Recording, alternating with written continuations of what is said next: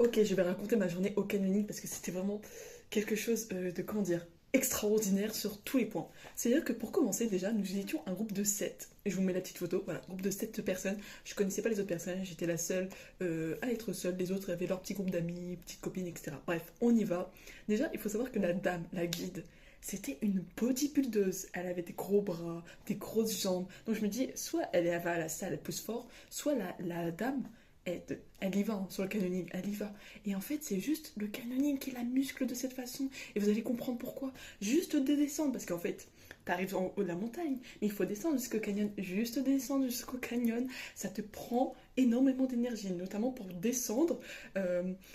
Donc, tu as ton matériel avec toi, c'est-à-dire tu as ton baudrier, tu as ton casque, tu as ta combinaison sur toi, en maillot de bain, et il faut que tu te débrouilles pour descendre une demi-heure où tu as tes cuisses qui chauffent, qui brûlent. Parce que la descente, c'est pas une petite descente comme ça, c'est vraiment la grosse descente où tu flippes. Tu vois le vide, tu te dis, mais là, il faut que tu sois accroché. Non, non, tu te débrouilles. C'est-à-dire que moi, j'étais la deuxième personne et j'entendais le groupe derrière. Des fois, j'entendais des gens glisser, se dégringoler, s'accrocher à une branche. Je dis, on n'a même pas commencé le canyoning, qu'il y aura presque des morts. On arrive enfin à l'eau. Donc on se met un petit peu dans l'eau, l'eau est super fraîche, c'est très adéquat, le paysage est merveilleux et c'est là que tu te dis quand même que certaines beautés de la nature existent au pied pour le coup de la montagne et c'est très très beau à observer, à voir et surtout à s'immerger dedans. Et ensuite, vient l'étape parce qu'en fait je vous avais pas dit mais en fait on est descendu en maillot de bain, la combinaison sur soi, donc il va falloir mettre ensuite la combinaison. Mais la combinaison, quand t'es mouillé, mais c'est une capote géante ce truc. C'est une capote géante. Genre, c'est vraiment, tu le mets comme ça te tire partout, ça, et que ça colle. Vraiment, on ressemblait à rien. On a pris 15 minutes à essayer de mettre des espèces de combinaisons là. Et après, tu ressembles à une sorte de chewing-gum coincé qui a séché depuis plusieurs années. Tu ressembles à rien. Ah oui, il faut savoir que j'ai pris le canyoning niveau élevé. C'est-à-dire qu'il y avait 3 niveaux. Et j'ai pris le dernier niveau avec des gros warnings pour très sportifs, c'est pas marqué pour sportif, pour très sportif, qu'il faut avoir un minimum de petites coronesses, on va dire ça gentiment. Donc moi je me dis, bah ouais, go, parce qu'en fait j'ai pas envie de faire quelque chose de découverte, j'ai peur que ce soit un peu trop facile. J'en ai jamais fait. Hein. Je me dis, bon, sportif, je suis un minimum sportive et j'ai envie de le faire, donc je pense que je vais avoir des petites coronesses pour y aller. Ah là là, mais en fait le problème c'est que quand tu commences à canyoning, quand tu descends, tu peux pas remonter. Donc tu fais la première épreuve, après t'es fichu. Donc là, au début, là, j'étais ok, ok, je me suis engagée, j'ai fait la petite fière, la petite contente, mais au final, il faut assumer. Il faut assumer parce que la première chose qu'elle fait, la dame, elle t'accroche, elle fait on va faire notre descente en rappel et elle te lance, elle te dit vas-y. C'est-à-dire que tu as une corde et tu sais pas comment faire. Vraiment, c'est tu te débrouilles. Sachant que dans un canyoning, tu ne vois pas souvent ce qu'il y a à l'arrivée. Parce qu'en fait, t'es haut, et faut pas croire que des fois, les pentes sont à 90 degrés. Des fois, c'est plus que 90 degrés, donc tu ne sais pas comment tu vas atterrir en bas. Sachant qu'il y a beaucoup de remous, comme ça, avec une émulsion qui se fait, et tu ne sais pas la profondeur de l'eau. C'est ça qui est le plus flippant, contrairement dans un parc d'attractions, par exemple. Donc, bon, première descente en rappel, ça s'est bien passé, c'était vraiment très adrénalinant. On passe tous sans problème, et ensuite, il faut faire premier saut, là, 9 mètres. C'est-à-dire que maintenant, il dit go sauter. Elle dit, vous avez déjà sauté voilà, est-ce que tu as déjà fait un petit saut de 5 mètres à la mer, etc. En fait, c'est complètement différent. Hein. C'est complètement différent dans un canyon parce que tu vois des cailloux de partout. Tu dis, mais tu vas t'éclater la gueule. Tu vas t'éclater la gueule. Elle dit, faites bien attention parce qu'en fait, quand tu sautes, il faut que tu donnes une certaine impulsion pour arriver au bon endroit. Parce que si tu ne donnes pas une impulsion, tu t'éclates la gueule sur les cailloux. Donc là, vraiment, on se regarde. Faut y aller, quoi. Donc là, je me mets en avant. Je vois le saut de 9 mètres. J'ai jamais sauté au-dessus de 5 mètres. Là, j'ai la palpitation, ma montre a dit j'ai dépassé les 200 ppm. J'étais en flip total. Sauf que si tu ne sautes pas, t'es bloqué. Tu fais comment? On te pousse, c'est pas la meilleure des manières. Donc il y a un moment où il faut y aller. Non vraiment, je sais pas comment dire à quel point j'étais flippée. C'est-à-dire que l'adrénaline, elle m'a prise de partout dans mon corps. Je ne savais pas qu'on pouvait sentir l'adrénaline sur la plante des pieds. C'est-à-dire que vraiment tout mon corps était comme ça. Voilà. Au final, on saute, ça va, la chute, on atterrit plutôt bien, de toute façon il faut sauter en bouteille, donc ça va, tout le monde saute, mais je vous dis que au début on était tous, ouais trop bien à faire du canyoning, après personne ne parle, on ne parle pas, parce qu'en fait tu te rends compte du danger à chaque moment, à chacun de tes pas, que tu es en train de te glisser, tu t'accroches comme tu peux quand tu es en train de longer les cailloux, les rochers, etc. Donc en fait, oui, tu fais pas le malin, tu fais pas le fier. Donc, vous l'aurez compris, les principaux obstacles qu'il y a dans le canyoning, ça va être des toboggans, des sauts et descends ton rappel, donc tu as ton petit baudrier et tu descends avec une corde. Pour revenir sur les toboggans, donc je vous mets une petite vidéo là que j'ai mis sur les toboggans. Là on avait fait un toboggan à 3. C'est pas des toboggans, tu sais, super longs ou quoi, c'est pas long. En fait, le principal danger, c'est que tu ne sais pas comment ton corps va réagir dans ce toboggan. C'est-à-dire que t'es vraiment des baldingués dans tous les sens. Heureusement que t'as le casque, parce que là tu te dis, mais tu vas te prendre un rocher dans tous les sens. En fait, c'est plus ça le danger. Ce que j'adore, c'est qu'elle appuie aussi sur les consignes de sécurité. C'est-à-dire qu'à un moment, il y avait ce qu'elle a appelé le toboggan éjecteur. Le toboggan éjecteur, je vous explique comment ça se passe. Donc en fait, tu as une descente de plusieurs mètres et ensuite tu as un saut de 6 mètres. C'est-à-dire que toujours, donc tu es allongé, tu descends et ensuite tu es éjecté et ensuite tu tombes dans l'eau. Sauf qu'elle disait, vous avez intérêt à serrer les abdos et regarder le ciel. Elle insistait sur ça. Elle dit, si vous ne vous sentez pas capable de le faire, on va le faire autrement. Donc là, elle nous fait grave flipper. Comment ça se fait? Parce qu'en fait, comme c'est un toboggan dit éjecteur, tu glisses et ensuite, si tu ne regardes pas assez le ciel, si tu n'es pas assez allongé, tu risques de te retourner et d'arriver en plat. Parce que le truc, il t'éjecte littéralement. Vraiment, le débit de l'eau est très important. Donc ça te fait de la puissance et ça te fait valdinguer. Vraiment, quand je suis passée, j'en pouvais plus. C'était à la fin, j'étais extrêmement fatiguée. J'ai fait autant ne pas mourir juste à la fin. Donc vraiment, regarde le ciel. J'ai juste regardé le ciel. Et effectivement, ça t'a bien éjecté. Et j'ai bien atterri, mais il y en a 2 sur les 7 personnes qui ont un peu mal atterri et qui, effectivement, donc t'arrives comme ça, ils ont fait chlouc. Donc ils se ont fait un plat. Ils ont mangé l'eau. Littéralement, ils ont mangé l'eau. Après, des fois, il y avait des moments où on faisait un peu de via ferrata. Si vous ne connaissez pas, c'est quand tu longes des rochers en montagne et que tu es accroché. Donc on avait un baudrier et des fois, on était accroché.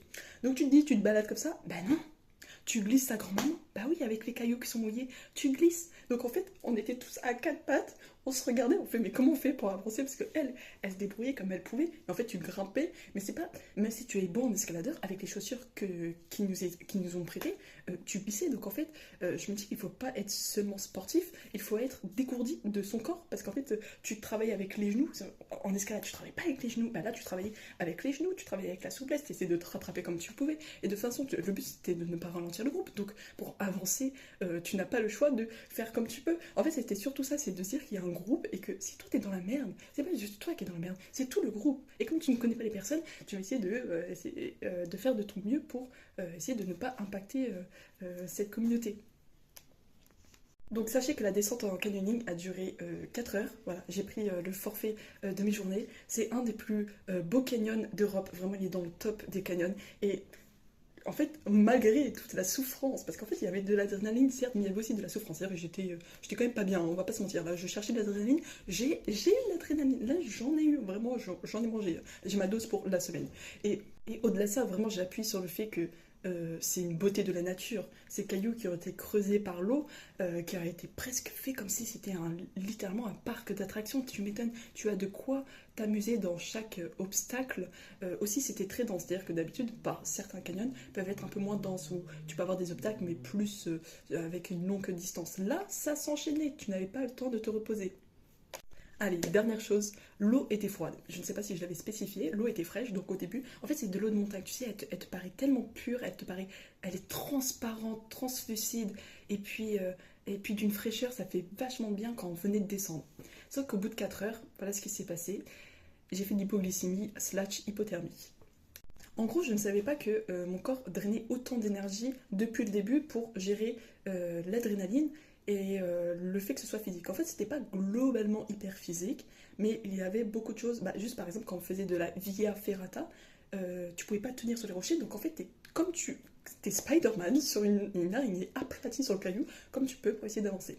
Et au-delà de ça, t'as aussi l'adrénaline. Comme je vous le disais, j'avais les chocottes quand il fallait sauter. Donc en fait, mon corps, il a commencé à trembler de partout. Et quand tu sautes et que tu es dans l'eau et que tu remontes, tu ressouffles. Donc en fait, c'est là où ton corps il a dû carburer en termes d'énergie pour faire des petites choses comme ça. Plus, moi j'ai la maladie de Raynaud, c'est pas le syndrome de Raynaud, j'ai la maladie de Raynaud, bref, autre chose, qui fait que j'ai un peu du mal à me réfrigérer sur certaines parties du corps, notamment les mains. Et on était 2 dans le groupe sur les 7, on commençait à avoir un peu froid. Bon, le mec avec qui j'étais, il était un peu fringalé, etc. C'est pour ça qu'il avait du mal à se réfrigérer. Pareil, il avait froid. Sauf que, en plus du froid, j'ai fait hypoglycémie. C'est-à-dire que là, j'ai vision floue, je tombe un peu. En fait, à la fin, j'ai avancé, c'est-à-dire que j'avais plus du tout la notion d'adrénaline. C'est-à-dire qu'il fallait sauter de 10 mètres, je me laissais littéralement tomber, je voulais juste rentrer. Dans l'eau, j'étais là, presque en train de pseudo me noyer, juste pour rentrer. Et enfin, quand on a terminé le canyon, donc sur la fin, j'avais plus la notion de ouh, c'est génial, je voulais juste arrêter parce que là, mon corps n'avait plus l'énergie nécessaire pour terminer le canyon comme il se doit. Et nous sommes arrivés de bon pied, tous vivants, pas trop de bleu ou quoi, parce que des fois ça peut arriver, bah, elle nous a dit qu'il y avait des petits accidents, donc souvent c'était des épaules luxées, je crois que c'est le terme, luxées, des déplacements, sur de choses. Ah oui, en fait je me dis, on n'a rien signé depuis le début, mais on pouvait y laisser notre âme, hein. Et ensuite, la partie la plus drôle. Donc, après la petite hypoglycémie, heureusement, elle m'a passé une barre, parce que la sensation est affreuse, hein, si vous faites des hypoglycémies. J'avais des spasmes dans le corps, c'est-à-dire je tremblais, mais pas, vous savez, quand t'as froid, tu trembles comme une feuille, tout le corps tremble. Là, c'était trembler de muscles et de tendons, c'est-à-dire que mon corps faisait des... comme ça. Vous voyez, un peu partout sur le corps. C'est-à-dire, oui, je tremblais parce que j'ai un peu froid avec les dents, etc. Mais là, j'avais des trucs comme ça dans toutes les parties des muscles. Genre, ça faisait bleu. Heureusement qu'on ne voyait pas aussi bien sous la combinaison, que ce soit un peu discret parce que c'est un peu effrayant. Et ensuite, c'est la fin. Là, on se regarde, on est tous soulagés parce que on cherchait de l'adrénaline. On en a eu, on en a mangé. Et on voulait que ce soit terminé, que ce soit la fin. Sauf que je vous ai dit qu'on est descendu et que ça faisait peur, que c'était effrayant et qu'on a fait surtout utiliser nos jambes. Sachant que là j'ai encore des courbatures parce que là on est le lendemain, des jambes. C'est-à-dire que vraiment la cuisse a beaucoup mangé parce que vous savez quand vous faites de la descente, vous êtes vachement comme sur un frein sur vos cuisses, c'est les cuisses qui mangent. Donc maintenant il faut remonter. Sauf qu'on a pris 25 minutes pour descendre, mais pour monter c'est 40 minutes. Et souvent quand je dis monter, c'est pas en mode on marche, etc. C'est de l'escalade. C'est-à-dire que tu n'as plus d'énergie, tu es en train d'escalader encore parce qu'en fait, il faut vraiment utiliser tes mains, tu utilises les branches, etc. Des fois, tu as des épines, et puis il faut que tu enlèves les autres branches qui arrivent dans ta gueule, et puis tu montes, et puis tu as tout ton matériel, etc. Et les gars qui étaient vraiment, tu vois, on était à peu près un groupe du même âge, c'est-à-dire jeunes adultes, de la vingtaine, etc. Des bons gaillards. À un moment, ils ont dit, Madame, on fait comment si là, c'est plus possible, là, j'arrive plus à monter. Elle dit, bah, sinon, c'est l'hélicoptère. Mon gars, t'as pas le choix. Elle me faisait trop rire parce que elle, c'est une warrior, cette dame, vraiment, elle m'impressionne. Et moi, je fermais ma bouche, genre, j'ai avancé, je disais pas ma souffrance, parce que, bon, j'ai plus la mentalité de ferme ta gueule et avance, désolée d'être un peu trash, mais c'est vraiment, de toute façon, t'as plus d'énergie pour penser à autre chose. Ouh, non, tu pensais juste monter, monter, monter, monter comme tu peux, etc. Des fois, t'as ton pied qui est glissé, tu fais pas en mode, oh merde, c'est... Oh, ok, bon, tu continues de monter. Quand t'arrives, oh là là, comment ça ne parle plus. Mais après, on est bien content d'avoir fait. C'est un peu l'idée, voilà, tu t'es donné à fond, t'as fait quelque chose que tu ne fais pas tous les jours, et t'en ressors plein de souvenirs. Donc ça, c'était sympathique.